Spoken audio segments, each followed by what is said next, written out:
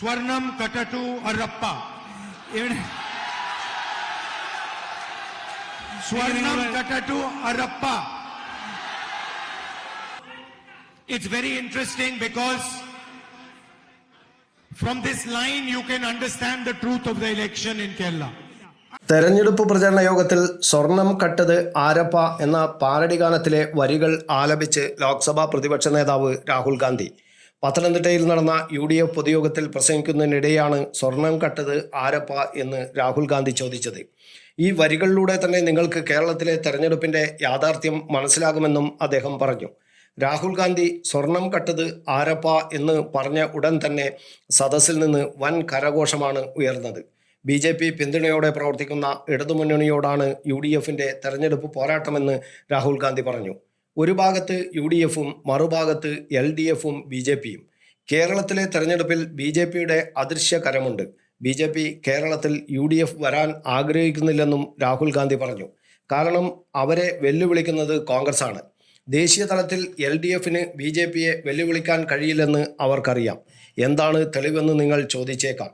അടിസ്ഥാനപരമായ തെളിവ് BJPയെ വെല്ലുവിളിക്കുന്നവരെ അവർ ആക്രമിക്കാറുണ്ട് എന്ന് തന്നെ. എനിക്കെതിരെ 36 കേസുകൾ ഉണ്ട്. മണിക്കൂറുകൾ ചോദ്യം ചെയ്തു. എന്നാൽ കേരള മുഖ്യമന്ത്രിക്കെതിരെ BJP ഒന്നും ചെയ്യുന്നില്ല. ഒരു ആക്രമണവുമില്ല. മുഖ്യമന്ത്രിക്കെതിരെ അന്വേഷണം നടക്കുന്നുണ്ടെങ്കിലും ഒരു ഭീഷണിയും BJP ഉയർത്തുന്നില്ല.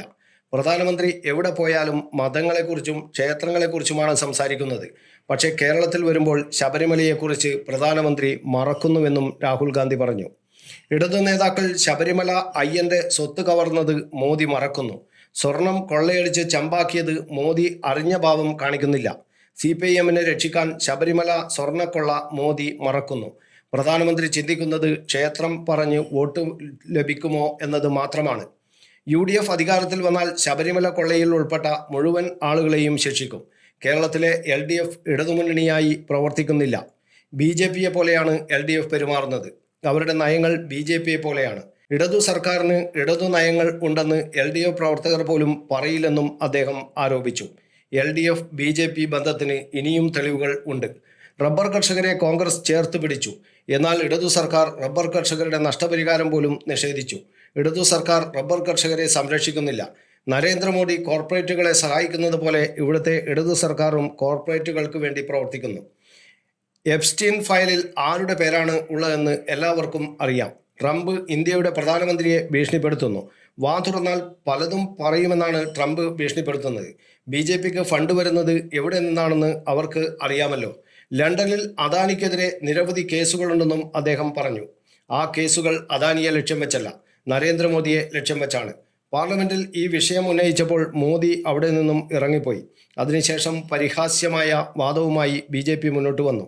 പക്ഷേ സത്യം എന്തെന്നാൽ മോദി ട്രംപിന് കീഴടങ്ങി എന്നതാണ്. ട്രംപ് മോദിയെ നിയന്ത്രിക്കുന്നത് പോലെ പിണറായി വിജയനെ മോദി നിയന്ത്രിക്കുന്നു. അഴിമതിയുടെ ഭയം കൊണ്ടാണ് പിണറായി മോദിക്ക് മുന്നിൽ ഇങ്ങനെ നിൽക്കുന്നത്. കേരളം മറ്റു സംസ്ഥാനങ്ങൾക്ക് മാതൃകയാണ്. പല കാര്യങ്ങളിൽ ഇവിടുത്തെ മനുഷ്യരുടെ സൗഹാർദ്ദം മാതൃകാപരമാണ്. വെറുപ്പ് ഒരിക്കലും ശക്തിയല്ല, ദൗർബല്യമാണ്. വയനാട്ടിലെ MP ആയിരുന്ന കാലത്ത് നിങ്ങളാണ് എന്നെ ഇതൊക്കെ പഠിപ്പിച്ചത്. റബ്ബർ കർഷകരെ UDF സംരക്ഷിക്കും, നഷ്ടപരിഹാരം നൽകും. ഒരു ദുരന്തത്തെ നിങ്ങൾ എങ്ങനെ നേരിട്ടുവെന്ന് വയനാട്ടിലൂടെ ഞാൻ കണ്ടതാണ്. കേരളത്തിൻ്റെ മുഖ്യമന്ത്രിയും രാജ്യത്തിൻ്റെ പ്രധാനമന്ത്രിയും ചേർന്ന് കേരളത്തെ അദാനിക്ക് കൈമാറുകയാണ്. കഴിഞ്ഞ 10 വർഷമായി LDF കേരളം ഭരിക്കുന്നു. അവർ കേരളത്തിൻ്റെ ശക്തിയെ ഇല്ലാതാക്കി. BJP ചെയ്യുന്നത് എന്താണോ അത് LDFും ചെയ്യുന്നുവെന്നും രാഹുൽ ഗാന്ധി വിമർശിച്ചു. News bureau, Kannur media.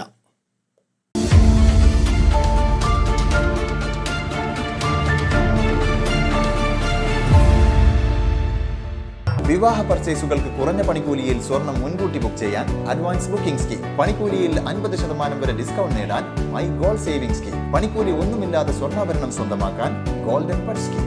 എന്നും വിശ്വസ്തയോടെ സ്വർണം സ്വന്തമാക്കാൻ ആരാധന ജ്വല്ലറി, കുവൈറ്റ് ആൻഡ് കണ്ണൂർ.